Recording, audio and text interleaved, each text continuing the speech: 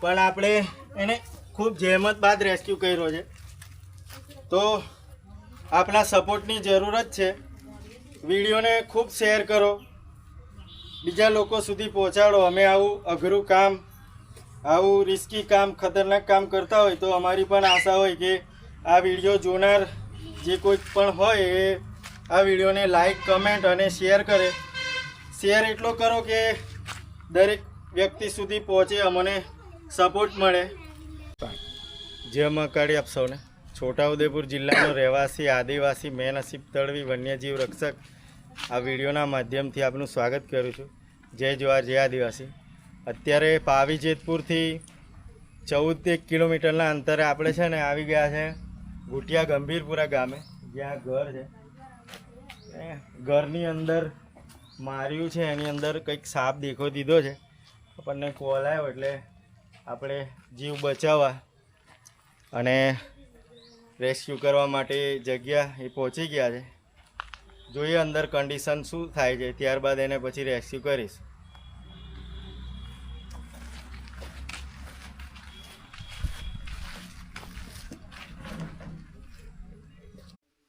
તો અત્યારે આપણે જગ્યાએ સ્થાને પહોંચી ગયા અંદર, ઘરની અંદર. તો ત્યાં ઉપર કોબરા છે. હવે આ નિસરણી મૂકી છે. ત્યારબાદ કન્ડિશન એવી છે કે ત્યાં સુધી પહોંચી શકાય એવું તો નથી, પણ આ સ્ટીક છે આપણી જોડે ટોંગ, એના દ્વારા એને નીચે લાવી શકાય એવી કન્ડિશન કરશું. પેલી બાજુ પણ રૂમ છે ને આ પણ રૂમ છે. તો પેલી બાજુની રૂમ જે છે ત્યાં થોડો દેખાય છે, તો એને થોડું આમ લાકડી જેવું કંઈક ગોતશે. મેં કીધું છે એ લોકોને અમે ઉપર ચડીશ પછી એને લાકડી ગોતશે એટલે થોડો આ સાઈડ આવવાની કોશિશ કરશે. તો પછી એને આપણે આ ટોંગ દ્વારા રેસ્ક્યુ કરશું. પણ હાલ કન્ડિશન પ્રમાણે આપણે એને છે ને રેસ્ક્યુની બનતી કોશિશે જે થાય છે એ રીતે આપણે કરવાની કોશિશ કરીશું.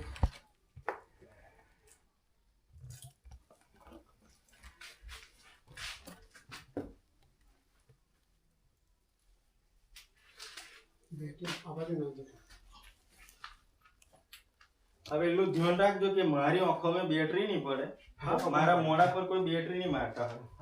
બરાબર.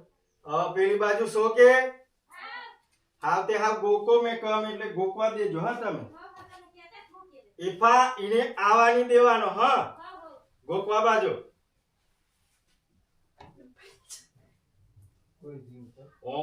ઓ બેટરી મારો ગલા કઈ માં એવ્યો છે તો ઓફાથી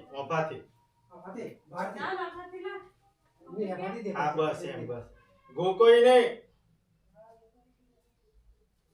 એને અડાડજો.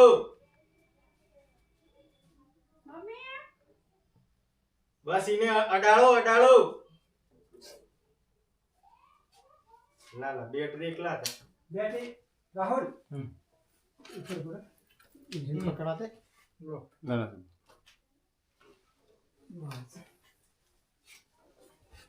ટાઈટ છે કેવું હે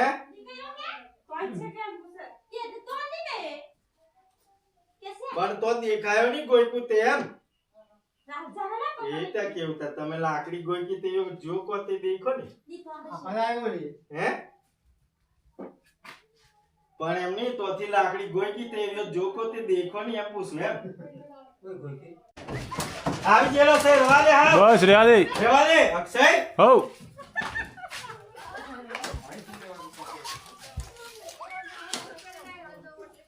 પકડાઈ ગયો. લે કાકા બેટરી તો ભરજો.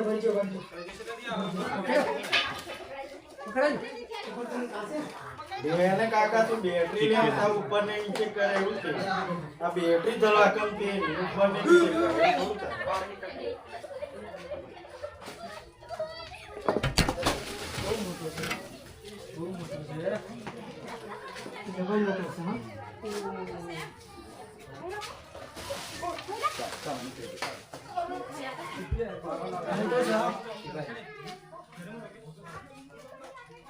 અક્ષય હા ઓ કાકા શાંતિ રાખો, બોલવાનું નહીં. અમને ભરાઈ જતા પણ તે બુમોની પાડશો.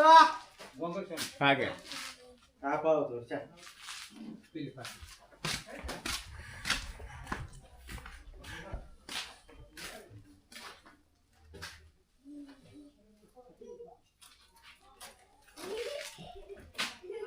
કેવું થશે? હીરોની હે ઊંધો નીચે હું તો ખાલી એકવાર થોડા નીચે જાઉં, પાડી પકડી રાખજો થોડી, બસ આવ નહીં જાય. વિડીયોનું ફોકસ રાખજે.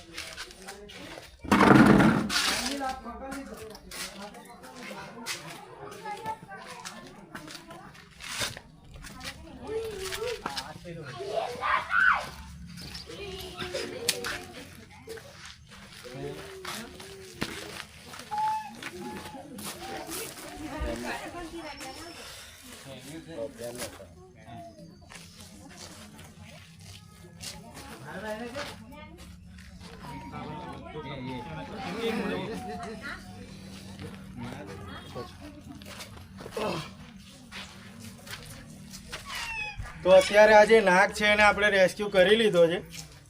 અંગ્રેજીમાં કોબરા કહેવાય, ગુજરાતીમાં નાગ કહેવાય, અહીંની દેશી ભાષામાં આને ફેણિયો અને ફોફાડીઓ પણ કહેતા હોય છે. એ બોલો. તો આ સાપ ખૂબ ઝેરીલો હોય છે. આની ઓળખ છે, આપ જોઈ શકો છો. મારિયાની અંદર છુપાયેલો હતો. લગભગ 3 કલાકની મહેનત બાદ આપણે રેસ્ક્યુ કરવા પામ્યા છે. આને બહુ ઇઝીલી રેસ્ક્યુ નથી થયો. આ લગભગ 3-4 કલાકની મહેનત થઈ છે અને ખૂબ જ અઘરું એવું રેસ્ક્યુ કહીએ તો પણ ચાલે. કન્ડિશન એવી થઈ ગઈ હતી કે એ આમ જે પતરા હતા એના અંદરથી એની જગ્યા છોડવા તૈયાર જ ન હતો, પણ આપણે એને ખૂબ જહેમત બાદ રેસ્ક્યુ કર્યો છે. તો આપણા સપોર્ટની જરૂરત છે. વિડીયોને ખૂબ શેર કરો, બીજા લોકો સુધી પહોંચાડો. અમે આવું અઘરું કામ, આવું રિસ્કી કામ, ખતરનાક કામ કરતા હોય તો અમારી પણ આશા હોય કે આ વિડીયો જોનાર જે કોઈ પણ હોય એ આ વિડીયોને લાઈક, કમેન્ટ અને શેર કરે. શેર એટલો કરો કે દરેક વ્યક્તિ સુધી પહોંચે, અમને સપોર્ટ મળે. આમ જોઈએ તો ભલે કોબરા 3-4 કલાકની મહેનત કરાવી છે, પણ એ શાંત એવો છે. બચકું ભરવાની કે નુકસાન પહોંચાડવાની કોશિશ નથી કરી રહ્યો.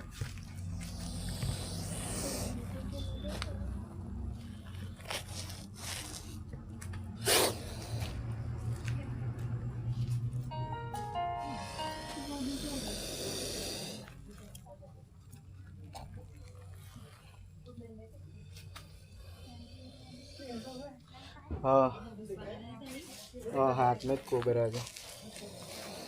हाँ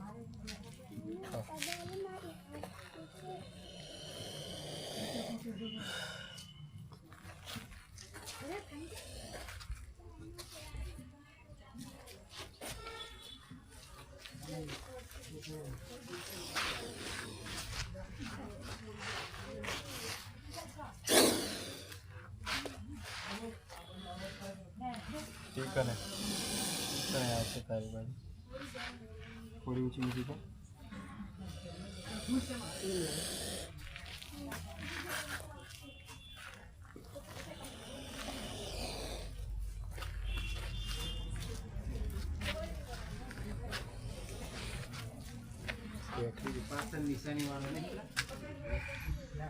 તો આપણા સપોર્ટની જરૂર છે. માટે આપણે દરખાસ્ત કરીશ, વિનંતી કરીશ કે આ વિડીયોને લાઈક, કમેન્ટ તો કરજો.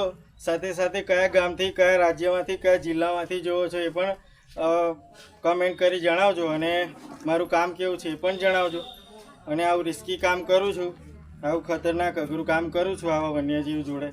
તો આપણી જોડે એક અપેક્ષા, આશા, ઈચ્છા, વિનંતી બી રાખી શકું કે આ વિડીયોને લાઈક કમેન્ટની સાથે સાથે ખૂબ એટલો શેર કરો જેથી કરી મને સપોર્ટ મળે અને હું આગળ વધી શકું છું. એને જોવા માટે અહીંયા ગાડી ઘણા ખરા લોકો પણ એકત્રિત થઈ ગયા છે અને લગભગ 7-8 દિવસથી આ કોબરા અહીં દેખો દેતો હતો એવું કીધું છે. એટલે કહેવાનો મતલબ આ નુકસાન પહોંચાડી શકે છે. બચકું ભરે તો માણસ મરી જાય, 2-5 લાખ ખર્ચો પણ થાય અને દવાખાનું ના થાય તો માણસ મરી પણ જતો હોય. એનીવે આપણું વન્યજીવ રક્ષકનું કામ એ છે કે આવું અઘરું ને ખતરનાક કામ આપણે ચૂઝ કર્યું છે, પસંદ કર્યું છે, એટલે આપણે કરીએ છીએ અને કરતા રહીશું.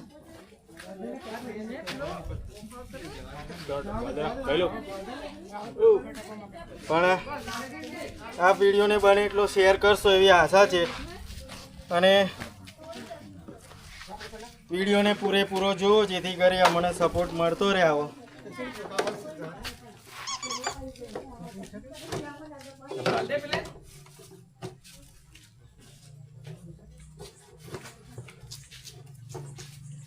તો હવે એને એના નૈસર્ગિક વાતાવરણમાં મુક્ત કરવા માટે આપણે આ ડબ્બું છે એની અંદર મૂકી દઈશું. ત્યારબાદ એને એના નૈસર્ગિક વાતાવરણમાં રિલીઝ કરી દઈશું.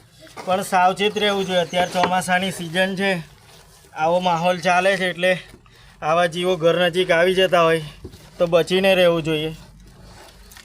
જોકે જીવવાનો અધિકાર હોય દરેક જીવને, એટલે મારવો તો ના જ જોઈએ.